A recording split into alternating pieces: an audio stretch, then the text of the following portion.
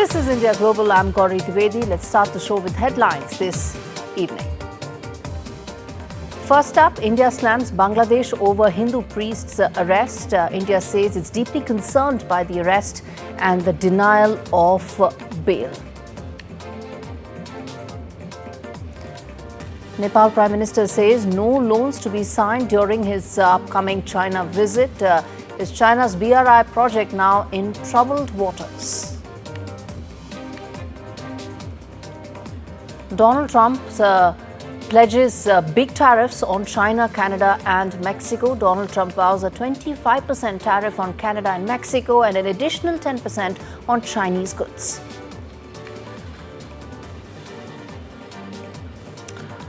India marks the 16th anniversary of the horrific 26/11 Mumbai terror attacks, remembering the victims and honouring the bravery of India's security forces. The coordinated attacks carried out by 10 armed terrorists from Pakistan over 4 days in 2008 claimed 160 lives and left 300 injured. India marks a historic milestone as it observes the 75th anniversary of the adoption of its constitution, with year-long celebrations set to unfold under the campaign theme Hamara Samvidhan, Hamara Swabhiman. President Draupadi Murmu released a commemorative coin and postage stamp on the occasion. All right, on to our big story that we are discussing right now on India Global.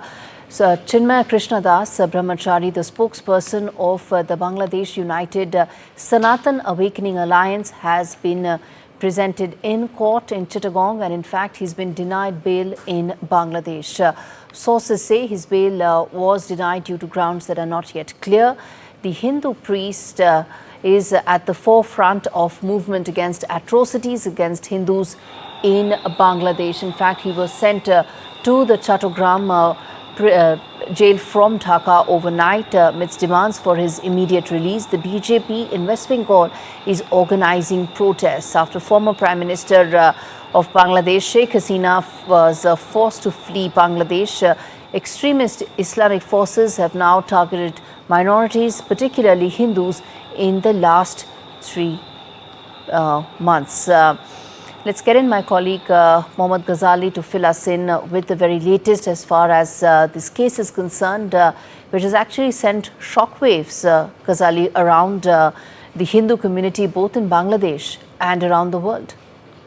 Yeah, what we have been told that the Magistrate Court of Qazi Shariful Islam has denied bail to this Hindu priest, and the charges, sources are confirming that in one of these protests back in October, when he was charged with this crime of treason, he was accused of disrespecting Bangladeshi flag, is what the actual charge is.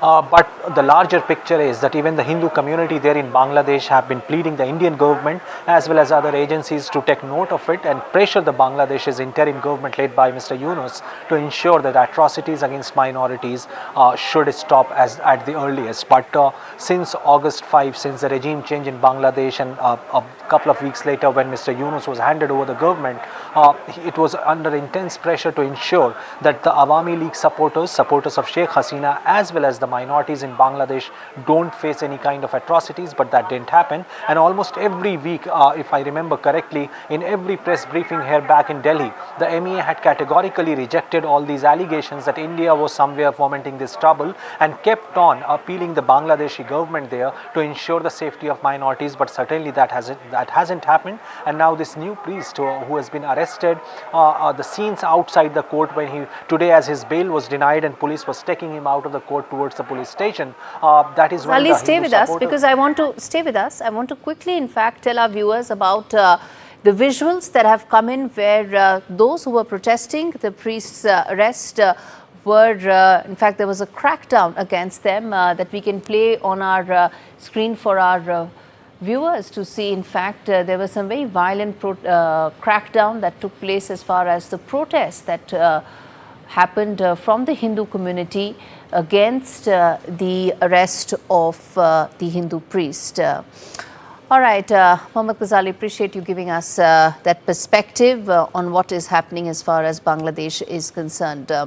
All right, Major Rezaul Karim as well as Ayanjit Sen joins me on the broadcast to discuss this in detail. In fact, Ayanjit, let me start with you first.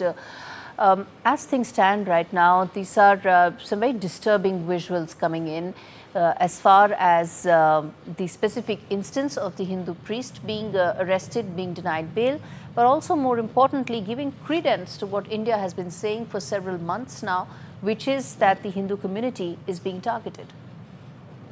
Well, I'd like to say where faith is shattered and homes are reduced to ashes and lives to dust, the Hindus in Bangladesh are definitely facing an unyielding storm of extremism, and what Chinmoy Krishna said, it is not an outspoken stance on any minority rights, but he's also held protests over atrocities against Hindus, but who can organize very peacefully. But unfortunately, he was treated like a terrorist because he had held those protests. And today, at the end of the day, after his arrest, Hindu protests are still continuing. But I think it's yet another dark chapter, as far as the prosecution of the Hindus in Bangladesh go. And there has been a systematic violence. And I wonder what the US government is doing, the administration is doing, because what Hizbullah Tahrir, Jamaat, and Hafaz-e-Islam, these groups are, roaming around the streets of Bangladesh without any fear. And that's something which definitely the current administration in Bangladesh should look into. Otherwise, things are going to go out of hand. And even the Indian Minister of External Affairs has also voiced its concern regarding this. So, it's something which, just because you are speaking, and it's not speaking against any the administration or against any party. He just simply, Chinmoy Krishna just simply said that, we are not with any political party. We want to safeguard, our safeguard, that's the safeguard of safeguarding the Hindus. And that's something which, it's a free speech country. Let's get in Major Rezaul Karim to respond to that. Respond to that, Major Rezaul Karim, which is that this has shattered the Hindu community and also raises questions once again of targeted attacks. Assalamu alaikum to everyone in India and also in Bangladesh. Actually, before giving the answer, I just give introduction about actually what is the purpose of ISKCON. Actually, one of the motto of ISKCON is that reawaken their love of all human beings for God. So this is a very good motive that which the ISKCON has as per and this ISKCON belongs to the Gaudiya Vaishnava Sampradaya, and it is philosophical based is on Sanskrit Bhagavad Gita. So we definitely respect their sentiment, but what is happening in Bangladesh, that is surprisingly a bit different. That doesn't go with any religious sentiment, like other, as mentioned by Mr. Arjit Sen, that in Bangladesh there are many religious groups like Harkatul Jihad and many other. So ISKCON is also same a religious sentiment group from Hindu community. ISKCON doesn't represent Major Rezaul all the Karim, Hindus. my question was, this arrest would have shattered the Hindu community. And I'm coming to your questions. Yeah. I'm coming to your questions. So the ISKCON, it doesn't represent the whole Hindu community because ISKCON was founded in 1966. But Hindu religion, it is thousand years back. So my respect to all the Hindu community people, but ISKCON is actually creating different sentiment in Bangladesh, and also Bangladeshi people, what they are doing to ISKCON, I fully don't agree with that. But ISKCON also need to be a bit more patient, and also the people and the government of Bangladesh also need to be more patient. But there is a gap in understanding, especially the ISKCON. They have been disputed for their role before. Like there are a lot of Hindu people like Bishwajit, Nipun Rai, Goyeshwar Chandra Rai. These are the people had been beaten. Sir, this is not a discussion on Hindu religion, and this is not a discussion on who represents them. This is a very simple question I asked you, and a discussion on the fact that the Hindu community, which is about 8% in Bangladesh, they've said that they've been at the receiving end of a lot of attacks ever since there's been a power change that has taken place. all those I got your fears, question. all those I got your fears question. get further enhanced due to such arrests. Why was he denied bail? I got your question, but fact is that actually the things happened.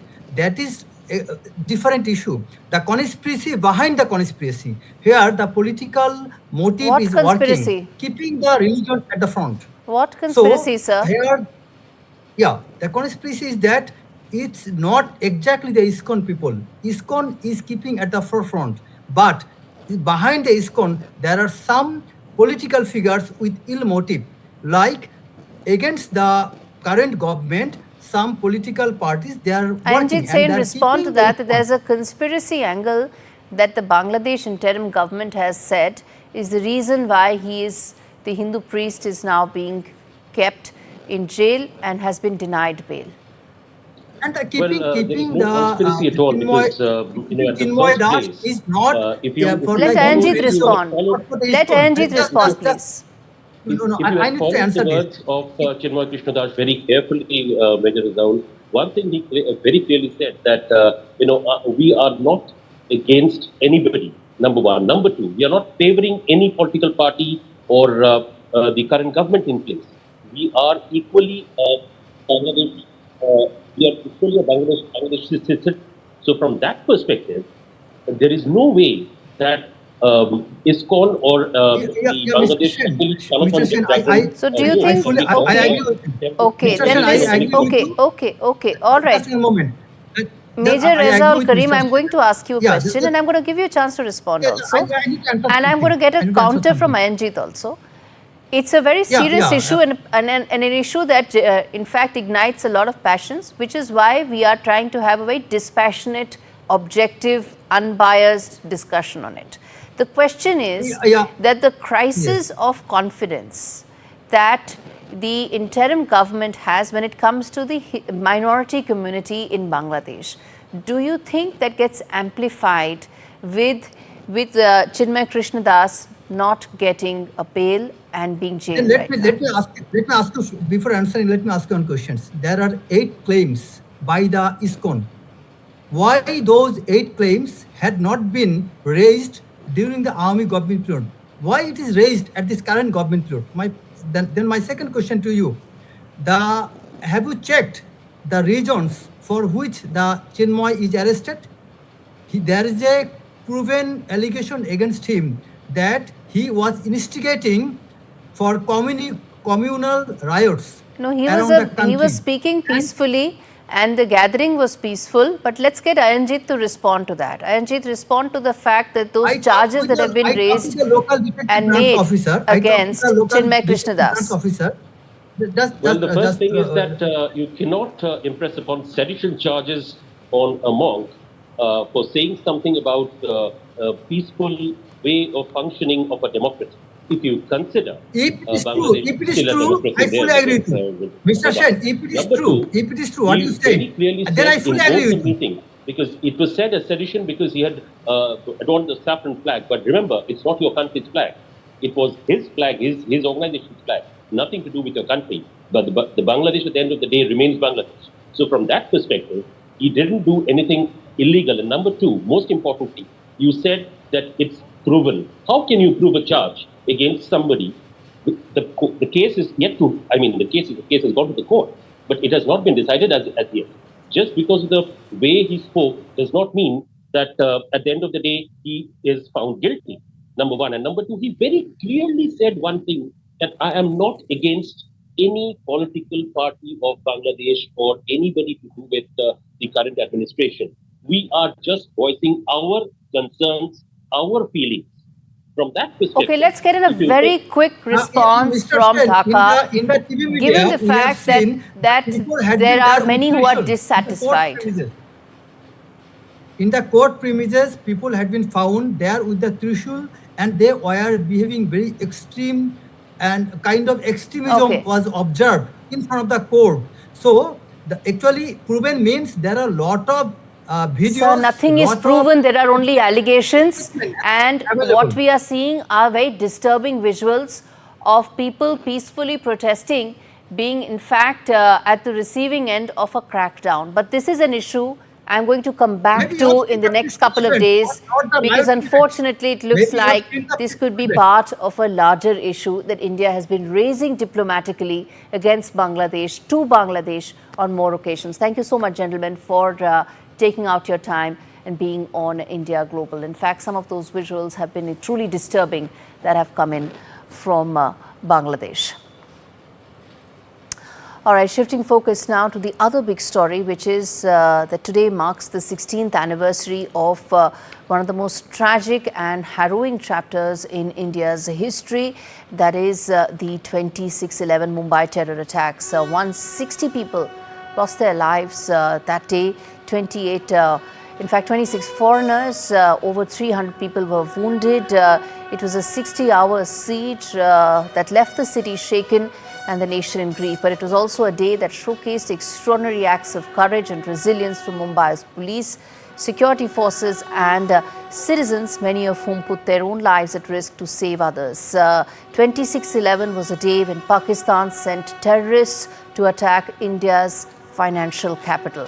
And as we remember the victims of the attacks, their families and the survivors, we also pay tributes to the countless acts of heroism and the resilience that followed the tragedy.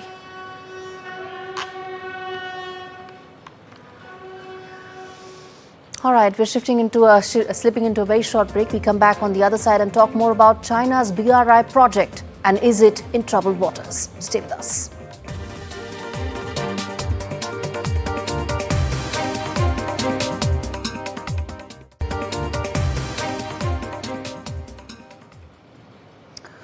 Welcome back. This is India Global. The key story that we are now focusing on is the latest that's unfolding in Nepal, where what one is seeing is shifting strategy of Kathmandu.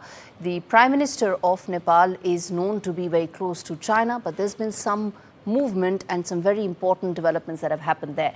In fact, China's BRI project could be in a lot of trouble when it comes to Nepal, simply because the Nepalese Prime Minister now is under tremendous pressure to not sign the BRI deal. Why? Because BRI is a loan-based venture. But the Nepalese Prime Minister is under pressure from his government and his coalition partners to only sign grants-based projects. That is, if China gives a grant, then the project will be approved. But if China gives those expensive loans, then it will not be approved. And that's the reason why there's now a lot of tension between Nepalese coalition partners as well as Nepal and China. Now, how does this unfold for India? There is reasons for some discomfort for India. The fact that the current Nepalese Prime Minister is close to China. He's already broken from tradition, decided to go to China ahead of New Delhi. That hasn't happened till now. But, well, there's a lot of churn that's taking place in Nepal and Nepal politics right now. But what India has been able to do in the last 4 years successfully, that is, talk about the BRI pitfalls, is now beginning to bear fruit. And that's exactly what we will be discussing in terms of what lies ahead going forward.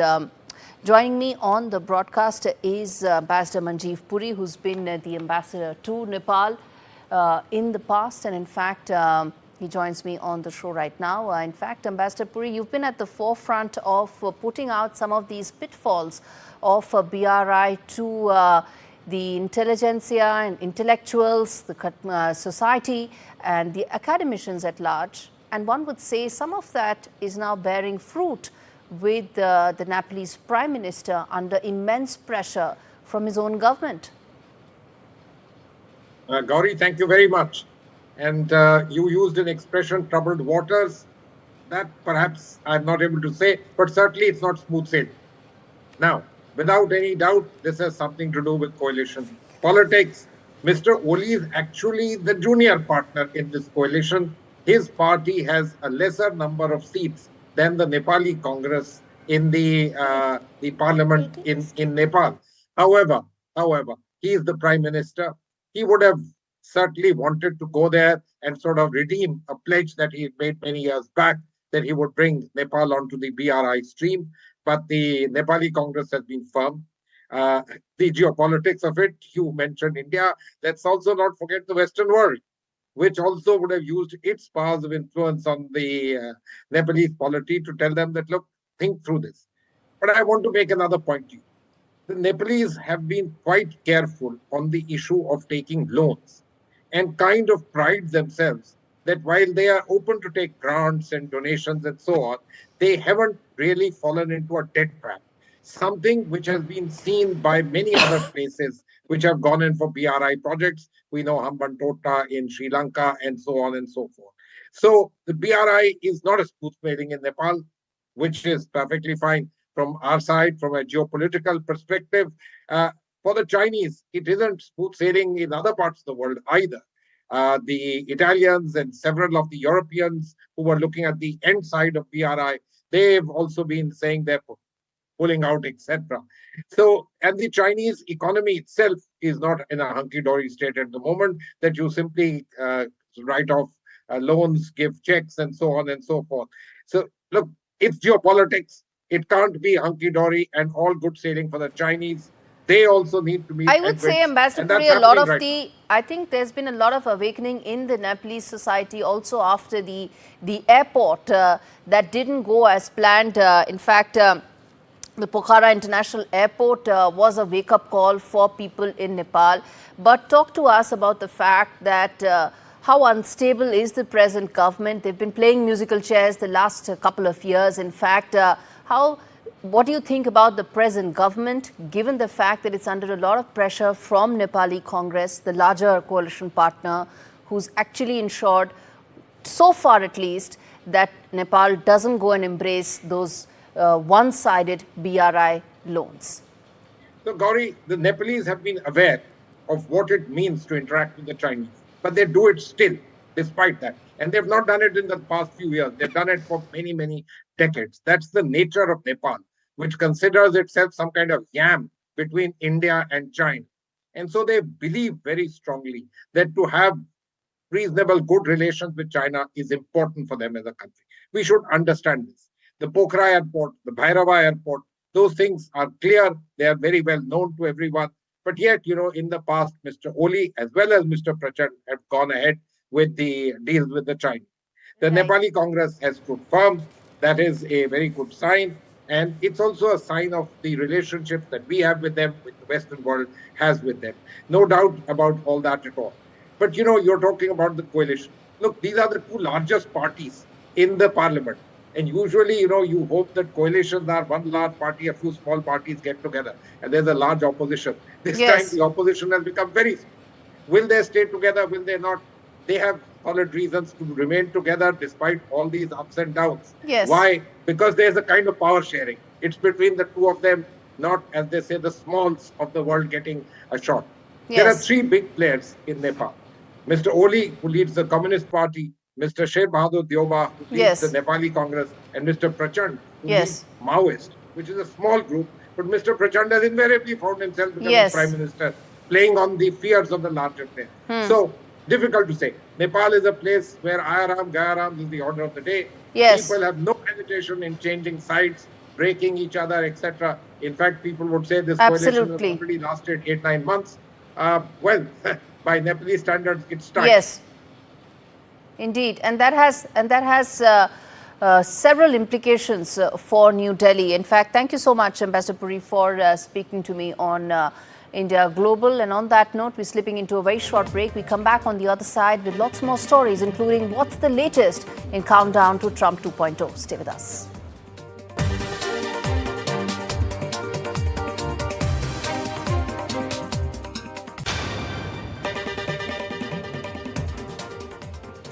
This is India Global. You're watching the big stories that are happening around the world and how New Delhi gets impacted on those. In fact, the one story that I think a lot of Indians are now going to be impacted is coming in from US universities. And in fact, this comes in our section Countdown to Trump 2.0, where we're talking about all stories that we need to keep a watch on as Donald Trump comes into office in 2 months from now.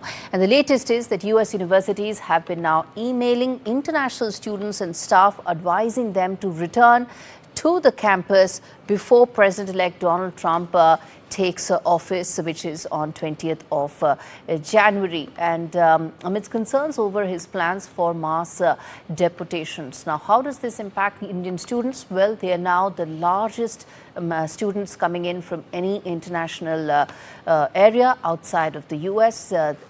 A trend they've actually beaten after 15 years, which means that there will be a very large number of undocumented students coming in from India as well. There are a total of 4 lakh undocumented students.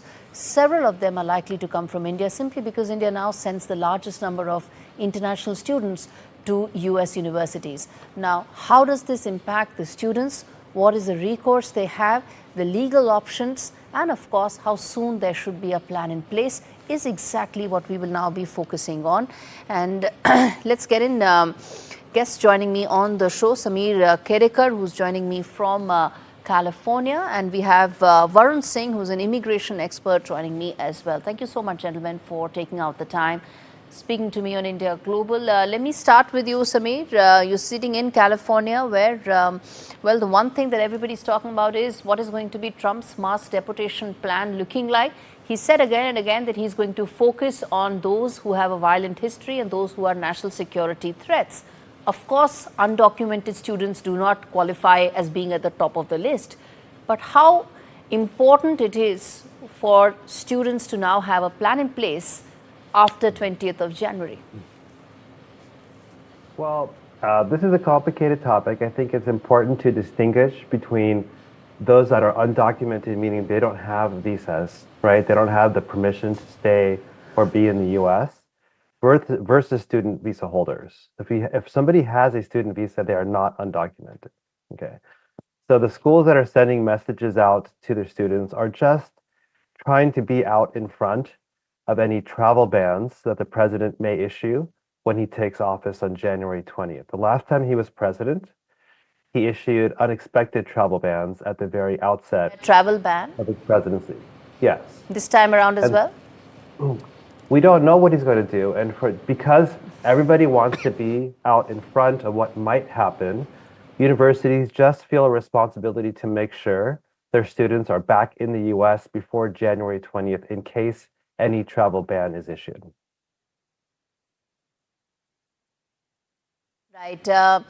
Varun, then let me ask you this, that as an expert on immigration, what do you think or how is it that you are going to advise those who are seeking advice as far as immigration is concerned, those who are likely to be impacted? What is your 1 or 2 key areas or advice that you're giving? Yeah, absolutely. Thank you, Gaurie. See, we need to also understand the Indian families, especially the South Indian families, mainly from Telangana or Andhra. If you see the numbers, they are the largest contributor for the education in United States. And there are a lot of issues have come across where a lot of universities and colleges which are not listed or they are not licensed. In fact, students have been going to US just for the sake of getting a foreign exposure. US exposure means basically the US dreams. So according to me, I believe whatever Trump is doing and whatever he is going to do, it is for the betterment for his country and for the people and increasing the border security. Of course it is. That's why he's been elected.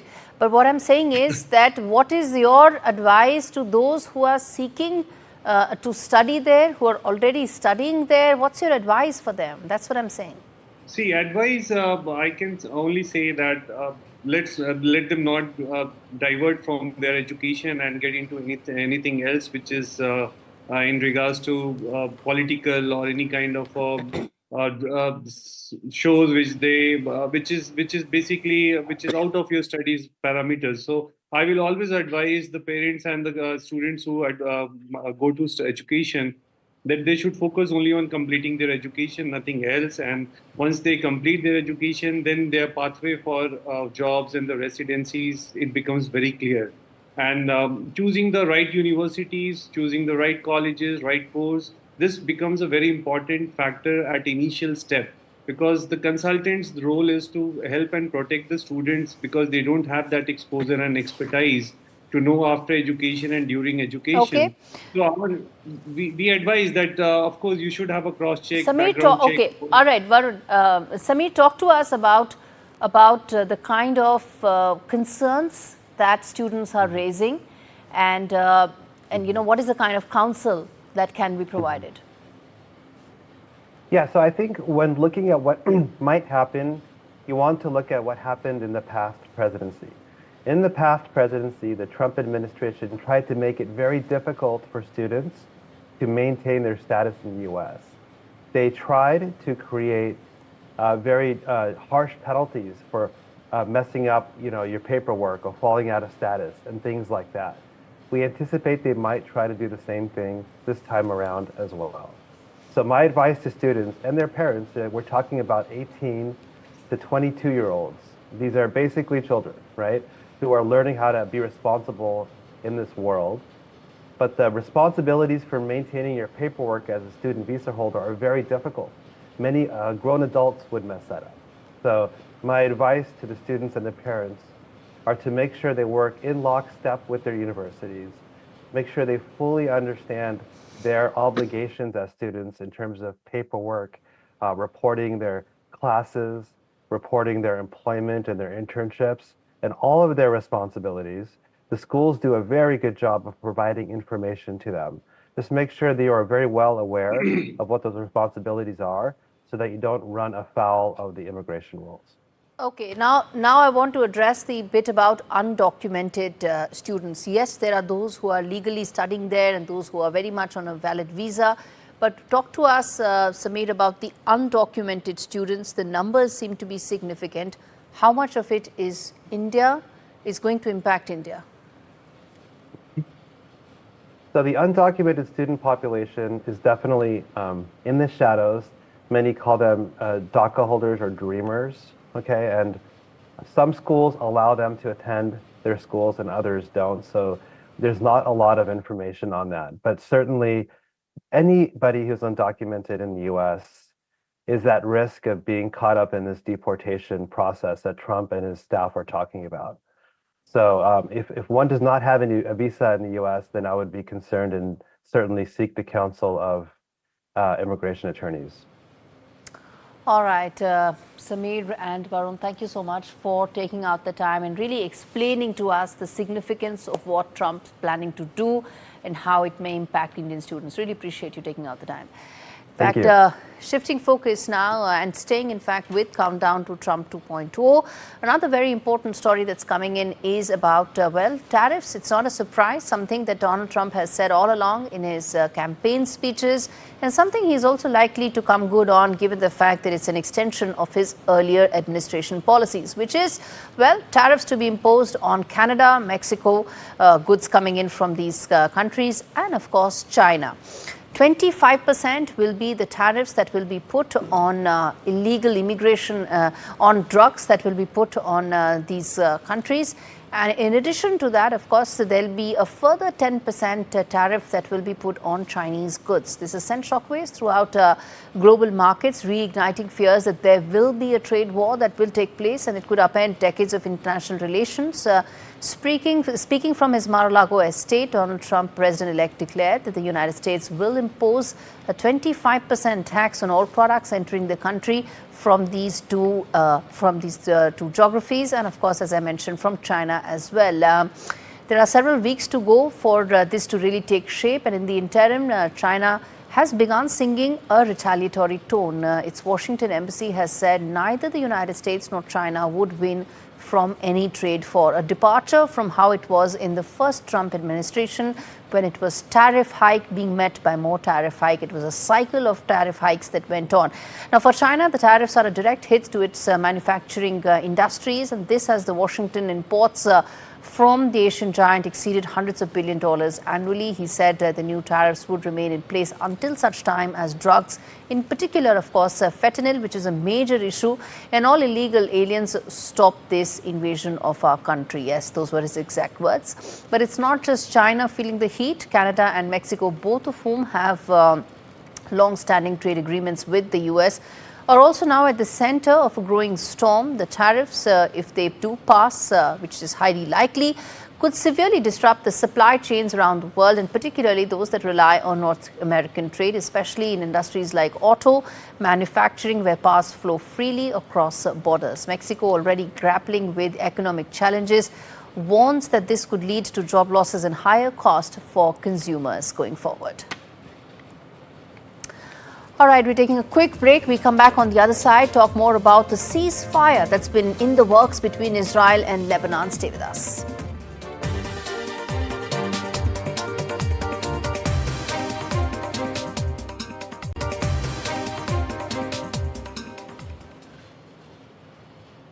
Welcome back. You're watching India Global. A big story that we're now focusing is the latest as far as the West Asia crisis that continues, where Israel's security cabinet is set to discuss the ceasefire deal that's been brokered between France and the US and try and find some sort of peace deal that could work in the long term.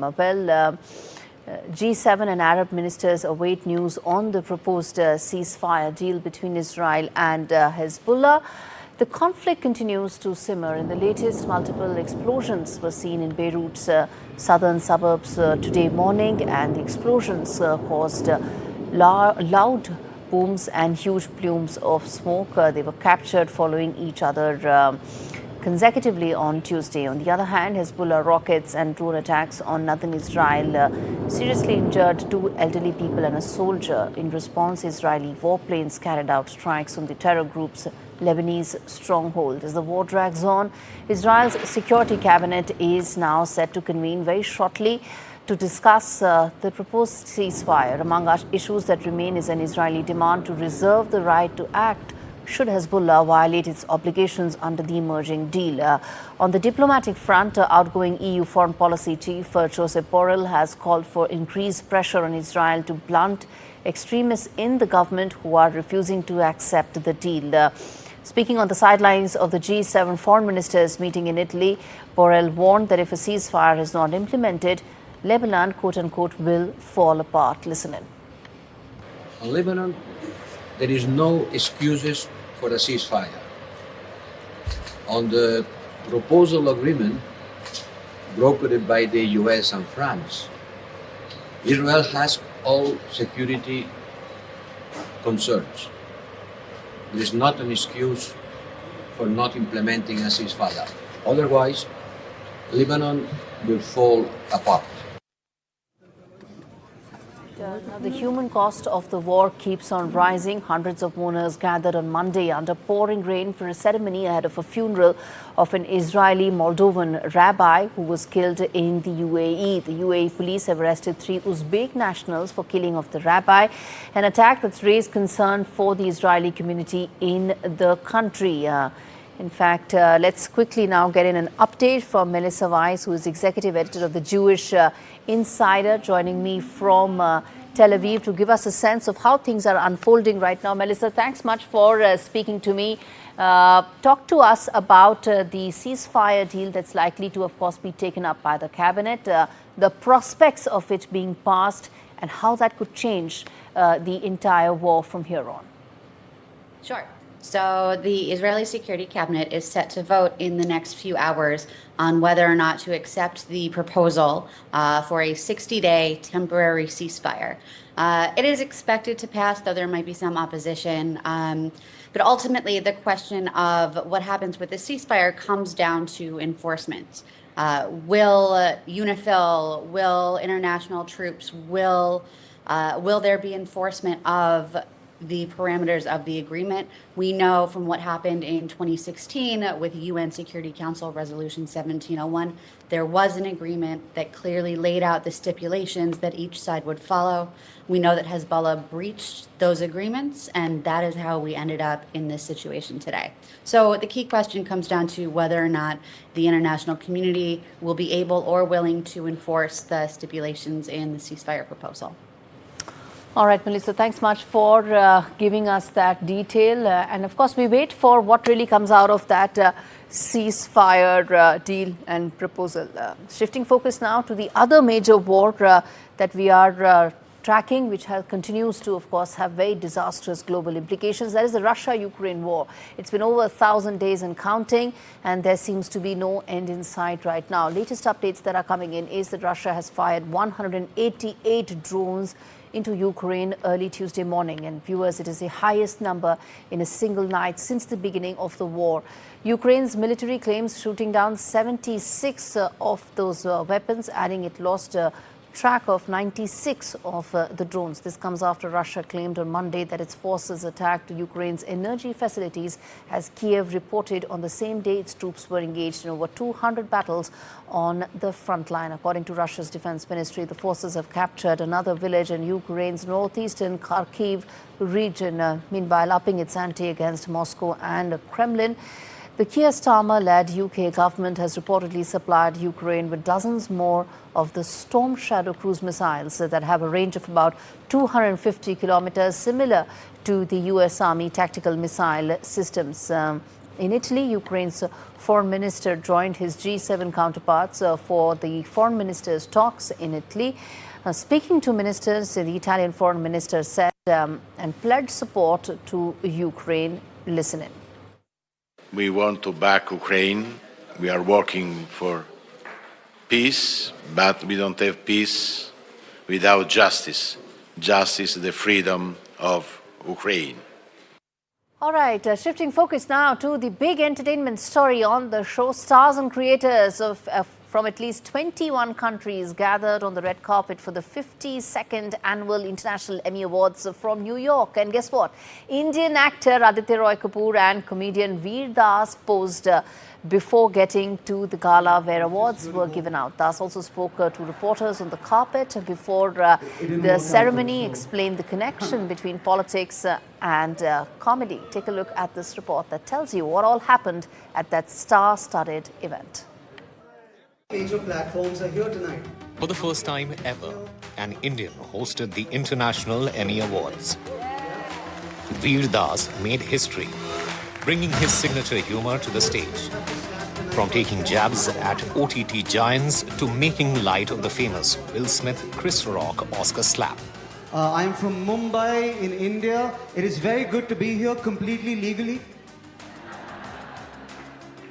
I'm not a citizen. It's a very quick visit in and out. I was just here to vote. Veer's sharp wit and fearless humor had the audience in stitches.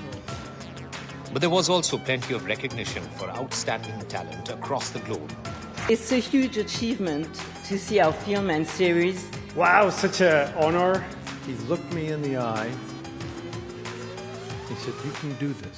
I'm sorry I won. It's because you deserve it as well. Thank you to the Academy. It's truly an honor. The evening saw fierce competition in 14 categories, with 21 countries represented. Let us take you through the most important ones. The Night Manager, starring Aditya Roy Kapoor, was nominated for Best Drama Series. But the coveted award went to Drops of God, a French-American-Japanese co-production. This is truly an honor. Drops of God brought international audiences into the world of wine in a way that we've never seen before.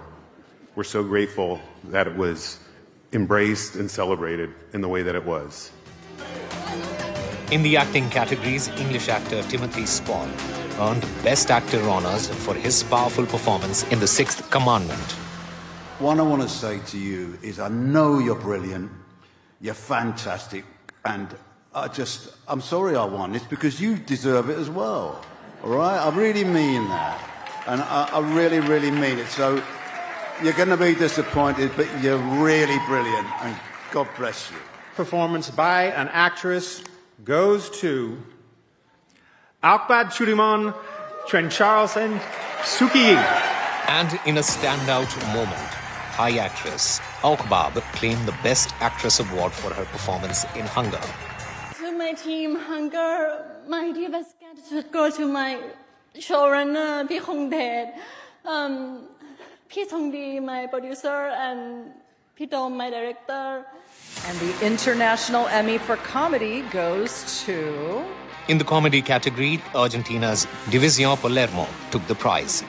División Palermo! A night to remember, as the international Emmys once again proved that television is truly a universal language, connecting us all across borders with incredible stories and performances. All right, a big story coming in from the world of sports. Who would have thought a 13-year-old boy from Bihar will make history as the youngest ever player to be bought at an Indian Premier League auction? Vaibhav Suryavanshi was sold to the Rajasthan Royals for a whopping 1.1 crore rupees on day of the 2025 mega IPL auction in Jote. The Rajasthan Royals were involved, in fact, in a bidding war for the player with the Delhi Capitals, who pulled out after the Royals offer. Let's get in now, Osama, to give us all the details of a bidding war that no one would have expected, Osama. Absolutely, nobody would have expected. And the big question, Gaurie, is what were you and I doing when we were 13-year-old? Certainly not playing cricket, and certainly not being auctioned at this mega event that took place in Jeddah, and two franchises fighting over both of us. This little boy, 13-year-old Suryavanshi, Vaibhav Suryavanshi, he has in fact created history. He is the youngest ever player to be playing at the Indian Premier League, one of the toughest T20 leagues in the world. And what a proud moment for this 13-year-old and his family. Remember, he comes from a very small town in Bihar, Samastipur. And at just the age of 12 years, he, in fact, started playing first-class cricket. He, in fact, participated in the Ranji Trophy, which is, again, one of the premier test championship in this country, and that basically sets the benchmark for every player who wants to take that next step and play for their state and play for their countries. And remember, at the age of 13, he was then selected for the under-19 Indian cricket team, which is again something that is absolutely unheard of. Something that him and his family would be really, really proud of. Again, at the Youth Test Championship, this is also a first.